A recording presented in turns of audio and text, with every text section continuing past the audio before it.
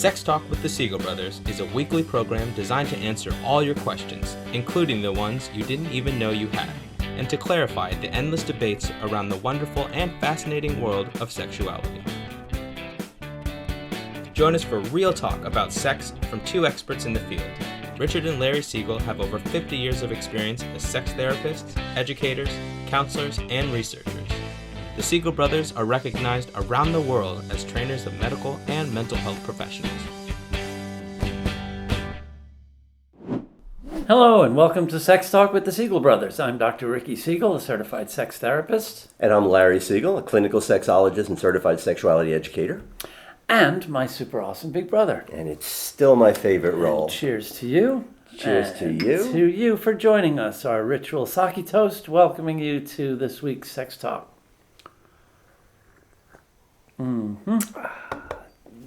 So I hope everybody's doing well out there. And again, thank you for joining us. And if you could, please make sure, hit that subscribe button. If you hit that notification bell, it'll let you know when we have a new show coming on. And if you're joining us from over on Facebook, hit that like and share as often as you can. Let people know, because as we like to say, every day should be Sex Talk Day. Ours just happens to be Fridays at 7 p.m. on the East Coast, and we thank you again for joining us tonight. We're excited to have a couple of guests to talk about some interesting sex-related topics. Mm-hmm. And noteworthy, we should mention that it falls on, the day we're taping, the anniversary of 100 years ago, the massacre of Greenwood neighborhood, what was known as Black Wall Street in Tulsa, Oklahoma, which only took a century for an American president, but was really, really nice to see Biden commemorate, call it what it was, not a riot, but an outright massacre. Yeah. Of hundreds of people and thousands displaced, and the entire thriving city burned to the ground because of, And how many people murdered? Yeah, it was like the Emmett Till's thing that started the civil rights movement in the 60s.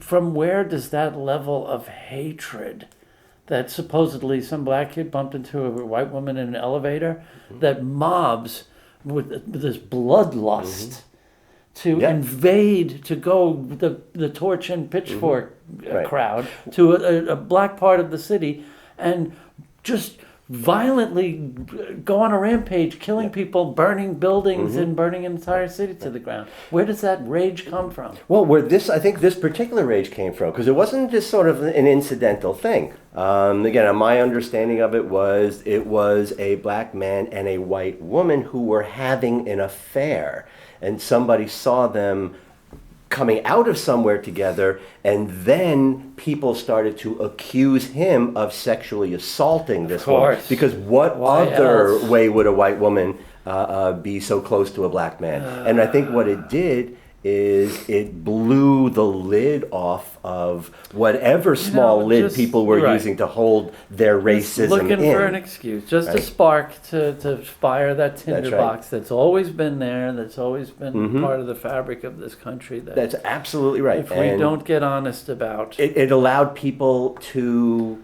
because it fueled all of those racist tropes. And again, from the very, very beginning, that's something we hear today. It's something we were hearing then. It is that classic sort of sexual characterization of people of color, that black women in particular, that Jezebel kind of syndrome. And for men of color, you got to wipe out. They're going to rape your women and children. They'll come and rape your white daughters. And this gave that part life. of the reefer madness. Of course. Fed that racial fear and prejudice. All of our drug laws are based on racism. Beware those black jazz musicians and their reefers. That's right.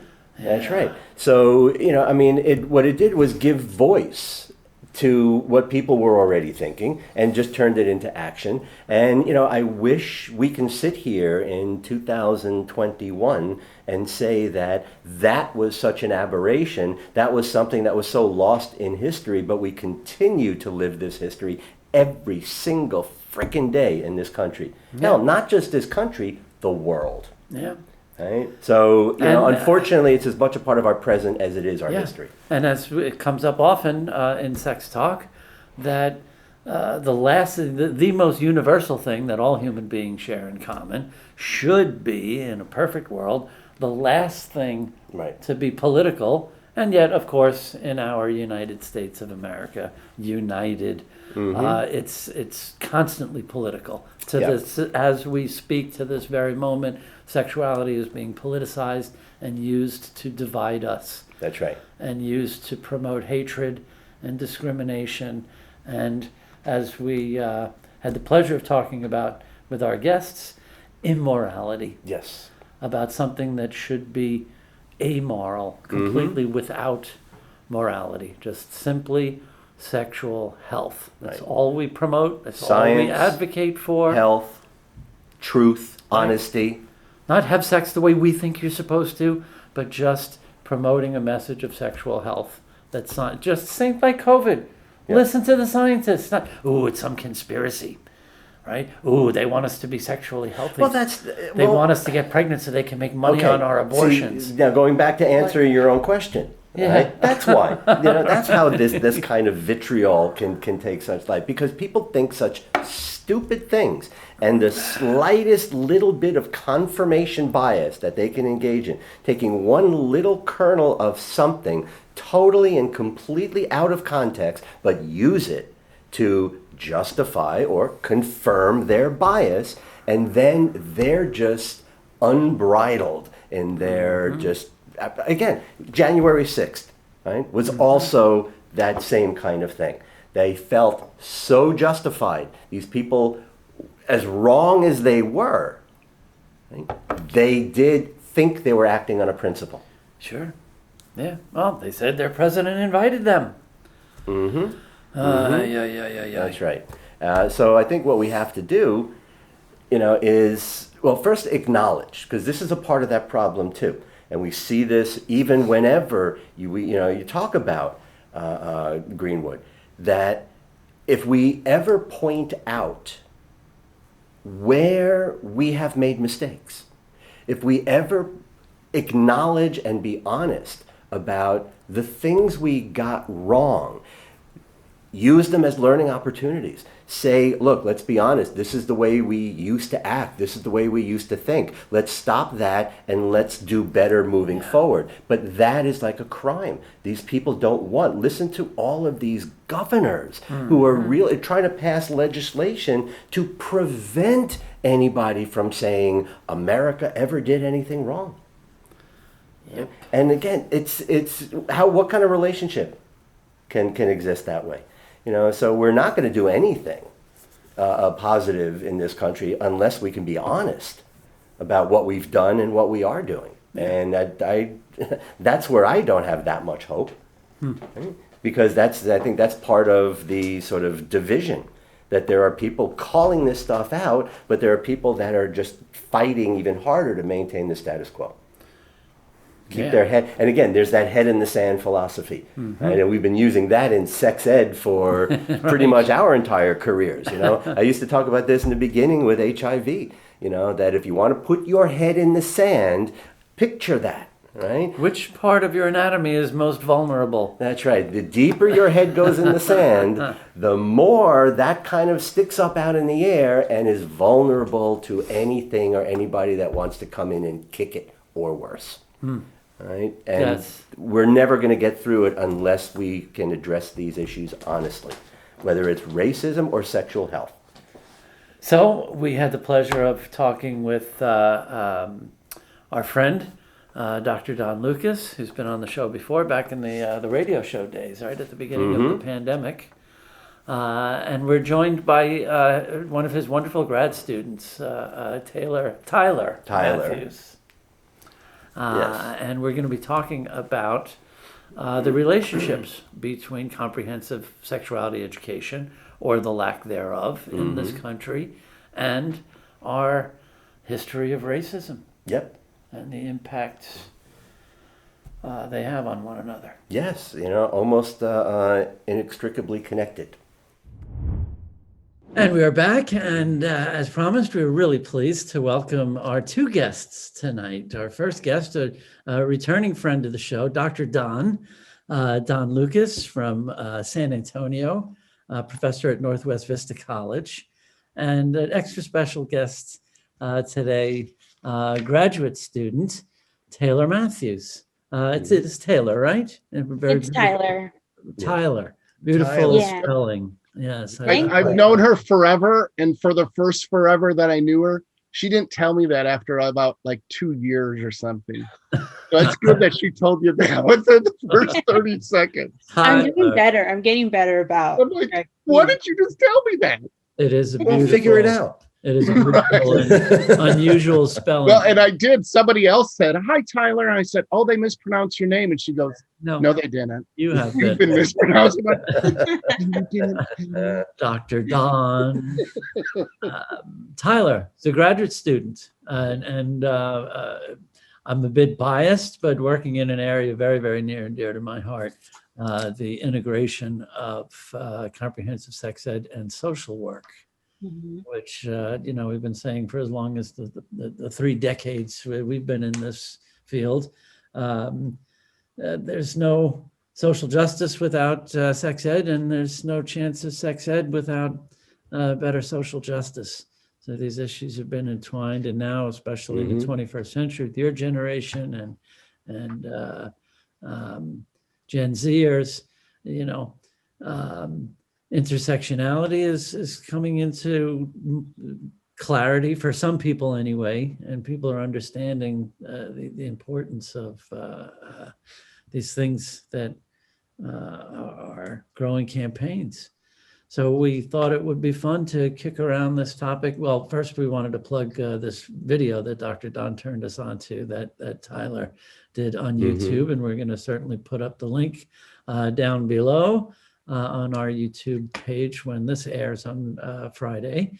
And you just did a really nice job of talking about the role that comprehensive sex ed plays in racial equity and equality and racism in general. But unfortunately, I want to put you on the spot, Tyler, and ask you to start with, this is clearly an ingrained part of an ingrained institutionalized racism that really blocks access to, comprehensive sex ed being one of 1,000 things to marginalized communities, especially communities of color. Yeah. So what prompted you to get into this work, and how do we get there? I feel like, let's see. Well, I started Northwest Vista, I was a liberal arts major, and then I was wanting to do fashion merchandising, and I changed my major. That happens, you change your major, I don't think this is for me anymore. And then I was doing nursing, and I had to take a general psychology class, and Donna was my teacher.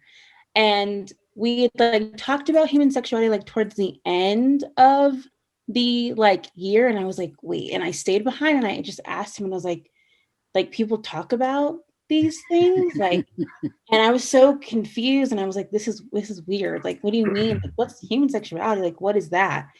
And then that summer, I read a book by Peggy Orenstein, which you probably read, Girls and Sex. And I went literally the day before school started. I was I need to talk to you about this book.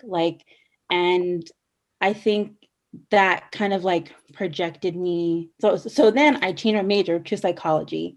And then we were just doing research projects in human sexuality. And I think now, being a graduate student, I'm still trying to figure out comprehensive human sexuality and social work, how those two things combine. Because people will ask me what do you want to do, and I was I still don't really know. You coined a really cool phrase. Oh yes, okay. So I took in the spring semester, I took a cultural competence of diverse populations class. Nice. And we talked about literally everything. So racism, classism, ethnocentrism, religion, disability justice, all these kind of things. And like, and we talked about, we had some speakers come who were abolitionists. And I was like, abolitionist social work. I was like, that's never would have thought those two things would have went together. And then the more I was thinking about it, I was like, I think I want to do something in abolition related to sexual education, because like what we have now is not it. And so I also work, well, not work, but for social work, we have to do like an internship basically. Mhm. So I work at a place where we provide like STI testing. So we test for chlamydia, gonorrhea, syphilis, and HIV. And I was talking to Don and I was like, you know, it's great that we provide the service. It's free, you know, all that stuff. We refer people to treatment if they come back positive. But after they leave here, that's it. Yeah. I'm like, well, we got to get to the before this, you know, like young people coming in and testing positive. Like it blows my mind every single day, because I'm like, this is important, yes, but something has to happen before they are 17, 18. You know what, Tyler? This what you're saying is what got me into this field 30 years ago when I took over his job at Planned Parenthood and was in the clinic saying, why is there no sexuality counseling going on here of all places, except for STI testing and birth control options and pregnancy options, period. Yeah. I love that we have that common path. And so many of us, you know, so rarely do you hear someone say, I knew since I was 6, I wanted to be a sex therapist when I grow up, or a sexuality educator. Our career paths just find us in these wonderful places, right? So you got to keep on saying this phrase so you can. Yeah, what is the phrase? So it is a human sexuality abolitionist. This is her phrase that she came up with. I don't even remember. It was like, I'm like, wow, yes, that's it. I think it was like abolitionist, like a comprehensive human sexuality abolitionist. Yeah. Nice. Which means what exactly? I have no idea. I thought of it and I was like, okay, I can combine these two things. Well, I have no idea what it is. And I think she's put a name on something after we've been working on it. So, you know, I've been in the field. We all have our stories on. I didn't want to be a human sexuality guy either when I grew up, but I love what I do. Yeah. And, you know, my mantra is all about, okay, if we had sex education that's science-based, look at all the benefits of it, and look at all the consequences of people who are illiterate when it comes to human sexuality. And we can talk 30 years ago, or we can talk today, and a lot of what our science does, a lot of what our studies do, we compare what was going on 30 years ago, 25 years ago, what Kinsey was doing. And we're a lot of us are actually worse off today because of the amount of misinformation. Right. It would be better off for someone to know nothing about sex versus the amount of information that's being presented to us now. And there's a lot of studies that will report it's 2 or 3 times the amount of information that we're getting about human sexuality is wrong than right. So, you know, that's my general focus. Well, what we stumbled upon were studies that were actually looking at populations of color. And populations of color are less likely to be able to even have opportunities to take a human sexuality class, let alone a human sexuality class that's going to be science-based, that's going to be comprehensive. So now when you start to look at the ramifications of that, what Tyler's video does is she just puts these two things together and go, well, what are the consequences of racism in Black America today? Well, what are the consequences of being sexually illiterate in America today? And what the video does and what we found is, oh my gosh, look at these things. They interlace with one another. And we didn't have this really cool phrase that she just said, this human sexuality abolitionist. But I'm like, when she said that, and it was like a month after we had produced the video, I'm like, look at this. Yeah. Now it's interesting, the type of feedback that we got from the video. Some feedback were like, wow, this is fantastic. It's neat the things that you're putting together. One of the things we did is we just did some simple research and looked at countries that were wonderful in as far as integrating comprehensive human sexuality classes into the curriculum, and the amount of racism they had was significantly lower than countries that were really poor and integrated human sexuality. So there's correlations along those lines. So people were razzed about, they're really excited about that, but we also got the exact opposite feedback. Yeah, of course. And the exact opposite feedback was, how dare you, the both of you, say, oh, we should be systematically teaching something to particular populations. That's the last thing we want to do. And that's where, my frustration goes. I'm like, we're teaching as scientists. This is who you are biologically speaking. This is who you are psychologically. This is who you are culturally and sociologically. There's no judgment along these lines. Right. Well, this is where the vicious cycles start to begin. Indeed. Go ahead. Let me just say too that politically, right, if you look at just the politics that are going on right now, you will find that the states that oppose sex ed the most are also the states that are now opposing any discussion of critical race theory. Oh, Thank you very much. They are now one of the, right? And in those same areas, and I'm sure you came up with this data when you were doing your work, but we know, because we've talked about this quite a few times over the years, how people of color have the worst sexual health outcomes when you talk about STI rates, when we talk about unintended pregnancy rates, and when we're also talking about pregnancy complications and women dying in childbirth. Yep. Well, I've got some of those statistics right in front of me. With Tailar mentions HIV, Black populations 8 times more likely to die from HIV than Caucasian. Well, when you look, we're not talking the 1980s. We're talking 2020 data, CDC data. Exactly. 14% of the population is representing 80% of some of these HIV categories, like women. And then all we have to do is we go, but we have a solution. It's not us throwing our hands up in the air and going, yeah, that's really terrible. It's because of white supremacy. Okay. Push all of that aside. We actually have a solution. We have a scientific-based solution. Look at what happens when K through 12 curriculums integrate a comprehensive science-based sex education. Unwanted pregnancies go down dramatically. STIs go down. STDs go down, let alone self-esteem going up. And one of the studies that we did, we just presented on this year at the Southwestern Psychological Association's annual meeting.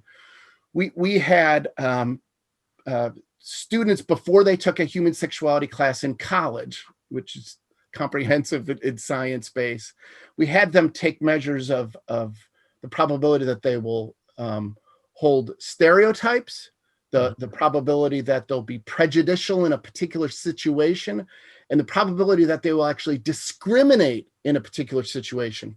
We had them take these instruments before and after these human sexuality classes. And guess what we found? Big shock, right? Yeah. Scores went down to the kids who took this. And these were a summer classes. This is within 5 weeks. We have these statistically significant decreases in stereotypes. And if you can change a person's stereotype, prejudices and discrimination start to fall by the wayside. 5 weeks, let alone imagine what we can do. Actually, we don't have to imagine. We have the data when this is integrated into the K through 12 curriculum. Yeah. But we don't do it. So I don't want to be an alarmist, but I think, some type of synchronicity was going on that you all called me today on this horrible anniversary of the Tulsa, and we even it's an incorrect. It wasn't the Tulsa riots. No, it's not a riot. Tulsa massacre. This is redlining. We know what we're doing. Geez. Well, you know what else you could do? Systematically keep comprehensive sex education away from a particular population and see what will happen with that population. Yeah. And Tyler, you had said something earlier that I think really speaks to, because we also teach in a number of nursing schools and a lot of nursing programs, and it's a place I really like being for this very reason. And you sort of named it. Sex ed and nursing share this advocacy component, because in both of these spheres there is this dilemma. We can do wonderful work with people while we have them, but then we have to send them right back into an environment that keeps creating and perpetuating the same problem. Exactly. Like my internship, and I'm like, this is great. And I was like, wait a minute, this is not enough. Like there's a problem with this now, like you coming as you are now. And I'm like, we need to talk about what happens like before you come here. And I just think I'm just like, being there, and I'm like, this service is great. I would love to have a place where we can do this, but also like you are like educating. But it starts when you are like in K through 12, like that. Yeah, I love how in the video you emphasize and re-emphasize that no one is born to knowing about discrimination. It's learned. It's picked up by people who raise them with stereotyping and othering and if we start, imagine that, what a fan, that's every sexuality educator's fantasy, that from the age of 5 to the age of 18 we knew they were getting consistent message for all those years about just being sexually healthy. That's the crazy, most frustrating thing. We're not asking people to change their values or their religion, or well, maybe in some cases, if their religious values are fostering sexually unhealthy principles, then we find ourselves in a bind. Or if their values are fostering discrimination or these very stereotypes that about those people. Right? But you know what's amazing though? I'm going to make up a statistic, but 9 times out of 10, when I'm in a classroom and I talk about prejudices in every classroom, whatever I'm teaching, when I talk about literally the operational definitions of what a stereotype is, what a prejudice is, what discrimination is, the number of people go, wait, but I do that. And then we have a discussion about it. Yeah. There's no judgment. We go, you know what? The stereotype is natural. That's what the brain's constantly doing. It goes, I don't understand all these individuals. That's too much energy. But to group, oh, okay, that's okay. Now are you going to have a feeling associated? Now are you going to act upon it? Oh, that might not be okay. 90% of the time, when a person becomes aware of that, they go, all right. I would love anybody that's listening, everybody that's watching, to be able to integrate at least 2 extra words into their vocabulary. And the 2 extra words would be primary versus tertiary when it comes to learning. We live in a society, I haven't figured it out yet. I don't know if it's just about human beings or it's about this American way. We love to solve a problem when it's already a problem. Right. But we keep it at the problem stage. That's a tertiary approach. You know what? Now that you're pregnant and you're 16 and you don't want this baby, you know what? We're going to give you resources to keep the baby that you're not going to be able to handle. Can I offer as opposed to reframing? A primary approach, which is what education is, and say, let's learn about pregnancy. Do you know that love is associated with pregnancy? Do you know about 90% of the time, love isn't associated with pregnancy? Do you know that pleasure is the one thing that is most associated with people having sex? It has nothing to do with reproduction, yet it leads to that. Oh, now maybe I won't end up in your clinic, Tyler. Maybe I can actually think through this, because we've got this great thing called a brain that allows us to inhibit things. Yet pleasure is at our senses. And without this ability to think, because no one's given me the knowledge, I was born stupid and I continue to be stupid. I'm getting a little less stupid with each day. How about someone reinforces the stupidity? How about someone reinforces the misinformation over and over again? Now you've got that tertiary approach. It's after the fact. Right. This person already has an STI. This person already has STD. This population is already systematically dying from sexuality. Oh, okay. Well, let's start doing something about that. And as far as get them testing, what about education? Oh no, that's Well, but John, I think there's an inherent problem in this, right? And my, little reframing of your concept of the tertiary Yes. sort of intervention, I would also call that the bureaucratic approach, because and I learned this from years of being in social services. The main objective of a bureaucratic system is self-perpetuation. That's right. Keep itself in existence. You don't want to fix a problem, then you'll work yourself out of a job. And I've been very critical of even the organizations that I admire. But if they solve the problem, right, they have to commit bureaucratic suicide. Like, does the DEA really want to win the war on drugs and give up all that cash? That's exactly right. So I think that's part of that inherent problem. That these are bureaucracies. These are, and as well-meaning as they may be, they want to stick around. I'm learning. You're learning. I was going to say, if you've been seeing some of that in yourself, that kind of perpetuating, or not, it may not be perpetuating the problem, but they're not in. May I ask you this, Larry? Though you slipped a word in there. You said as well-meaning as they may be. Why even give them that then? Right, I'm with you. I know I'm pushing you on that, but that's not well-meaning. Well, statistics are in front of us. You're right. What is happening to the populations of color? Say no. You're right, and the reason that I did kind of maybe vacillate on that is because even as I was saying that, Planned Parenthood came up in my mind. Yeah, and I don't easily demonize them as an organization, but at the same time, they're part of it too.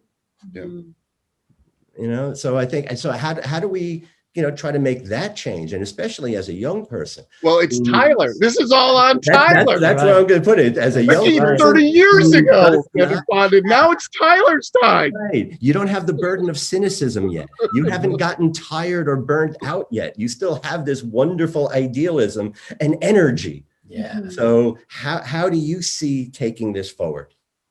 All on you, Tyler. Well, so at my internship, I work with a girl who is an abortion provider. And so she and I we are even in discussion about maybe we build a community center where you have different pockets. There's no, because I'm at a nonprofit, and nonprofits are great, but they're also problematic, and there's this system of hierarchy, and I'm just seeing all of those things. So I think in doing things like this, and having the conversations, and just always trying to learn more. And if anything in the past year and a half has taught us is just being able to take information in and use that, and it's uncomfortable. No one wants to talk about any of these things, but it's important for just as a human race for us to literally survive and Tyler, thrive. can I ask you a question? I don't know if this is where you were going to go with this being a nonprofit. Do you think you can take morality out of the equation when addressing human sexuality? Because if we could do that, and do you think that's possible? In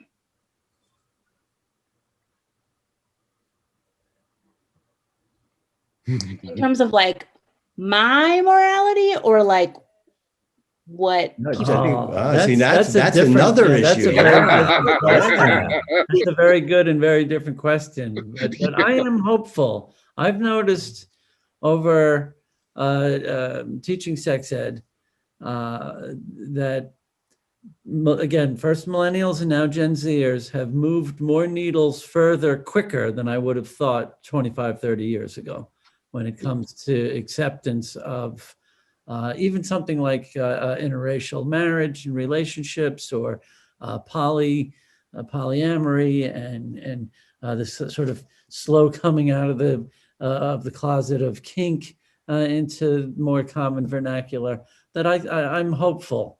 But the politics, I think, is the one thing in the way. Like you said, like we said before we started recording, you know, you guys being in this blue pocket of one of the reddest red states in the country, in Texas, with a governor as bad as ours in Florida, right? That it's frustrating and maddening, but to keep on digging it out and finding each other and starting these movements. Let me ask this, maybe a naive kind of boomer question, but is there a connection to the movement towards anti-racism in promotion of this kind of comprehensive fairness in raising a generation of sexually healthy young people?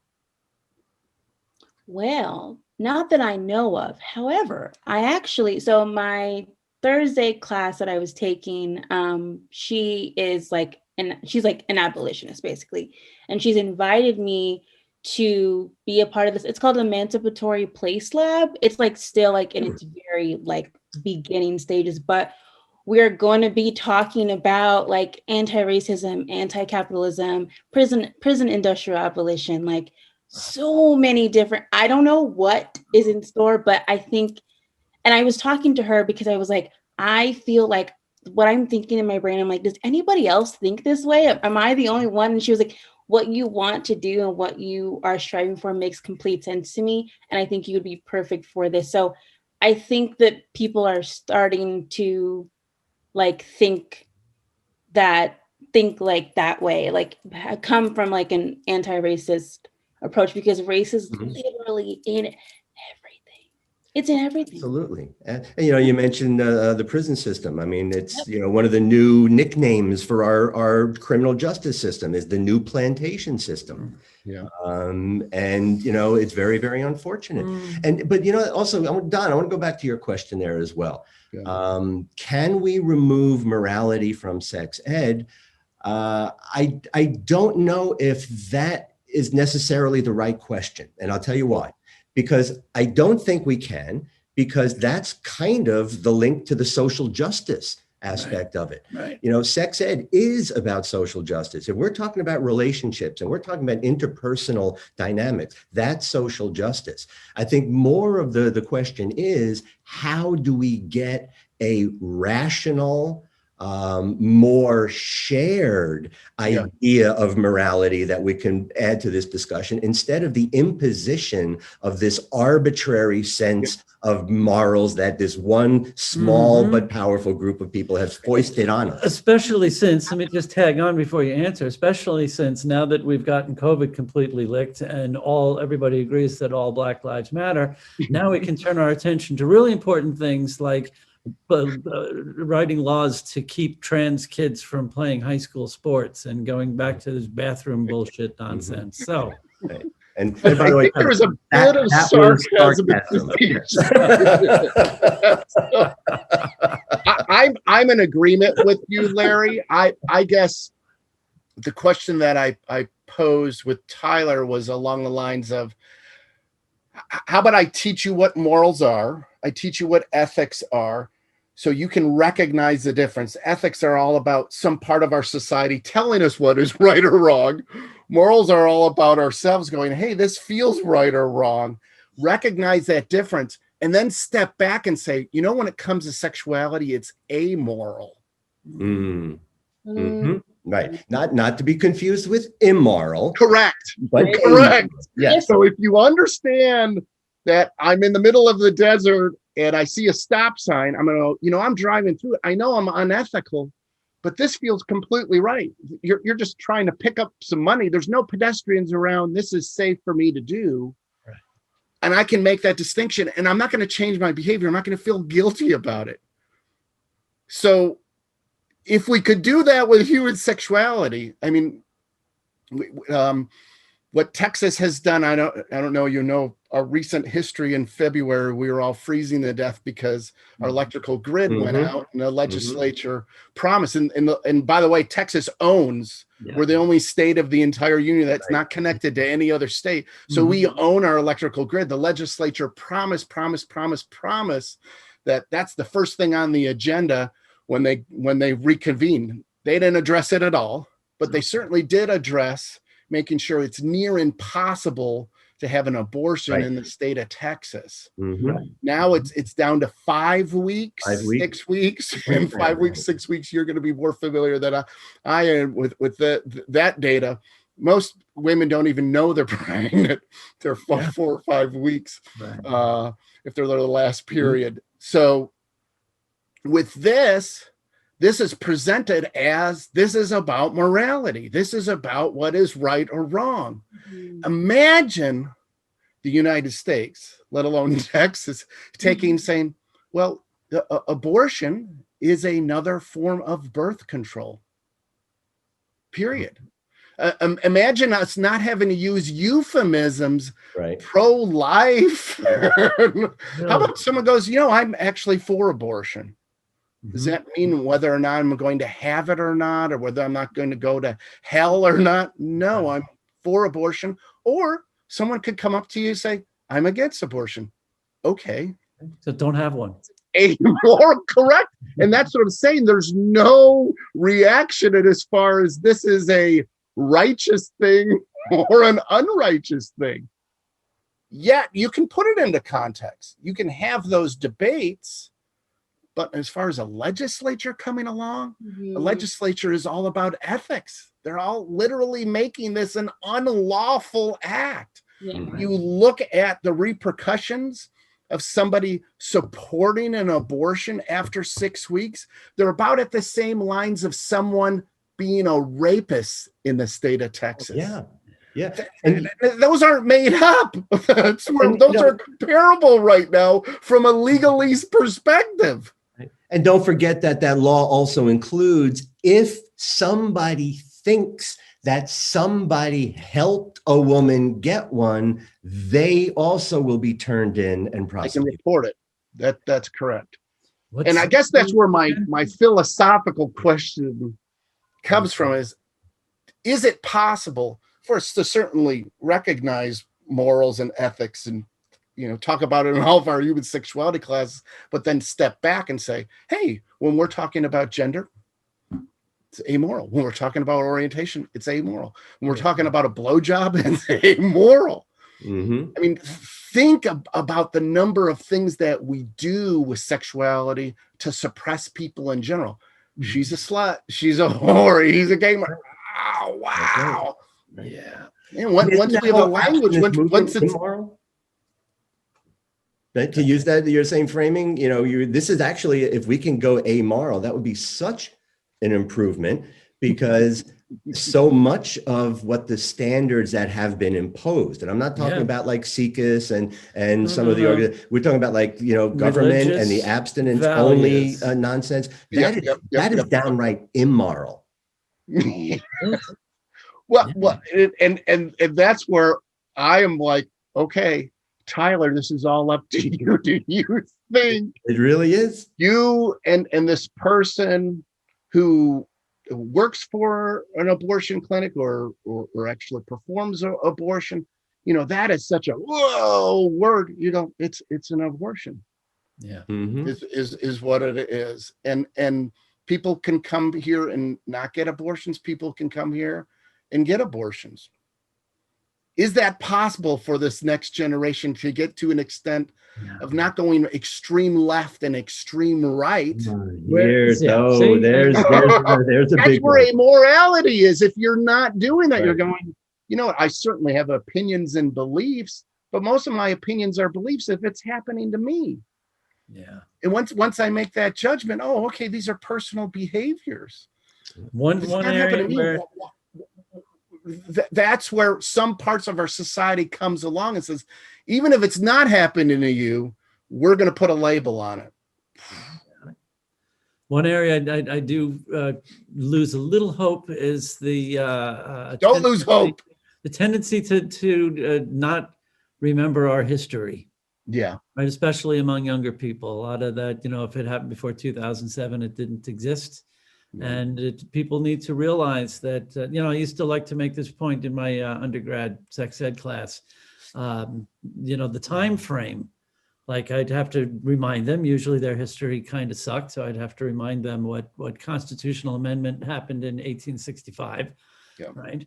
This idea of human beings claiming ownership over other human beings. But then 60 years later into the 20th century, when wives were still considered the property of their husbands, and Margaret Sanger did the work that she did, and famously said that no woman can call herself free until she decides when and whether she'll have a child. And she was accused of being a eugenicist and trying to get rid of all the blacks by putting them on birth control and keeping them from having babies. And all the blacks and Jews, put them on birth control. And right, crazy accusations like that. So this is a century of very, very little, not just very little progress, but nowadays it seems like a decided effort to turn back to the 19th century. Which is And terrifying. we're putting a lot on you, Tyler. I'm sorry. I just I was where I was going. I'm like, Tyler, I was gonna say, what are you we're going not to do done. about this. Right?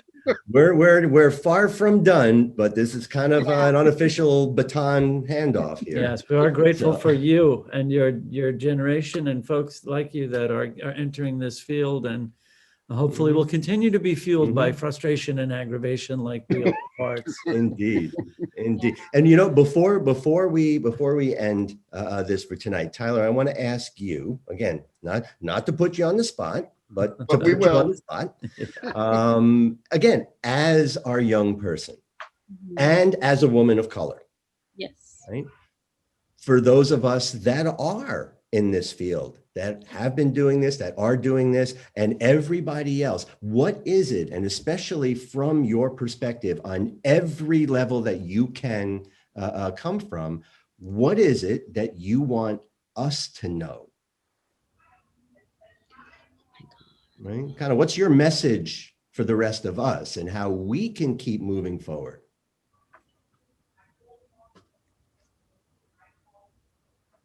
That's a loaded question. Mhm. Great question.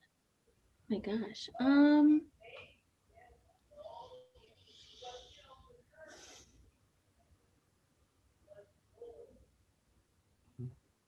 Let me maybe offer an add-on to that. Mhm.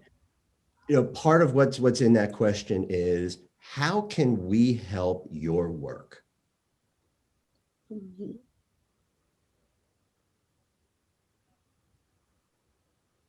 Hmm. And it's okay if you can't, come up with anything right now. That's again maybe something to think about, Yeah. and sort of to take into your work with you. And of course, you can always get back to us Oh, yeah. because I really would be interested in your I in think your I opinion. feel like I'm still learning. So I feel like I don't know yet. I honestly think talking about race is like the most important part, because that plays a role in everything that that America was built off of, and like being truthful about what has happened, and especially like how I think intersectionality is obviously like we know about those things, but not a lot of people ever think about how like being a woman and being Black plays a role, or being disabled and how that plays a role in economics, or being a woman of color. Like I think that those are kinds of things that like should be talked about. I don't know if that answers the question, but just doing things like this and kind of being put like in the hot seat, and just I feel like I'm still like learning too. So I feel like if I had all the answers, if we had all the answers, we wouldn't, Absolutely. Well, we've been trying to work ourselves out of a job for 30 years. Yeah. Right. But Well- keep doing those videos you're doing. That's certainly a great step in the right direction. And be an activist and an advocate, and be bold, and talk to your peers who don't listen to old farts like us very easily, Mhm. right? Unless except the fun ones like Dr. Don. Yeah. I want to That's put it also, as we say goodnight, I want to mention 5MI Weekly, right? That is correct. With the number 5. It's a resource. Yes, the number 5 MI Weekly. It's a virtual science-based sex education course on YouTube, kind of in everything you'd ever want to know. And maybe he'll ask us to do a lecture one of these days. There we go. All right. And Tyler, your video is under that as well. Okay. We're gonna put the link up there. So we want Yes, folks to it watch is. Good. Tyler's video. Yes, absolutely. So we'll just thank you again and leave it there, and thank Dr. Don Lucas, our brilliant professor from Northwest Vista College in San Antonio, and his brilliant graduate student, Tyler Matthews. So much. Best of luck in Yes, your such studies. a pleasure to meet you. and, Expect some big things from you. Yeah, we'll have you on when you're a sexologist. Right. I know a good Their own PhD institute. program in clinical sexology if you want to know when you're ready. Oh my gosh. Uh-huh. So be well. Thanks Thank again. you both so much. Really, it was a real pleasure. And Don, I know we'll talk to you again soon. Thank you for the invitation. Thank you, guys. Thank you. Stay well. You know, I think another toast. Yes, thank you both to Don and Tyler for coming on and sharing your wisdom. You know, not only do I love talking with people like Don, but Don is a fun guy. he really is. And just love the opportunity to be able to meet and speak with people like Tyler. You know, again, all the cliches, all of the trite, silly stuff, but they're true.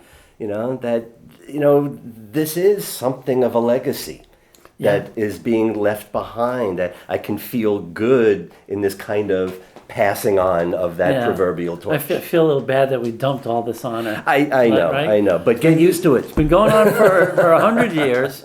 We've been trying for 30. Barely made a little progress, so now here, you take it on. That's right. But I guess that's how, you know. Yeah, but that's also Movements part of happen. it, right? We're all. Yeah. I mean, in order for us to do this work, you know, we're going to be kind of put on the spot, and you know that's part of this. And I think she handled herself beautifully. Absolutely. So again, so much appreciation to both of you, and certainly, Tyler, if there's any way we can ever support your work moving forward, please don't ever hesitate to reach out. Yes. And I'm going to say that to everybody that's out there doing this work. Mm-hmm. If we can ever be a resource for any of you, please, this is a good place to find us. Indeed. So, want to call it a wrap for this week? I think so. I think a wrap would be a good thing to call. Okay. So once again, we thank you for joining us and encourage you to join us every Friday night at 7 p.m. East Coast time for more Sex Talk with the Siegel Brothers. Thank you, and stay well. Thanks for watching Sex Talk with the Siegel Brothers. Join us each week on Friday at 7 p.m. Eastern. You can also follow us on Facebook and subscribe to our YouTube channel to stay on top of the latest developments in the ever-changing world of sex and sexuality.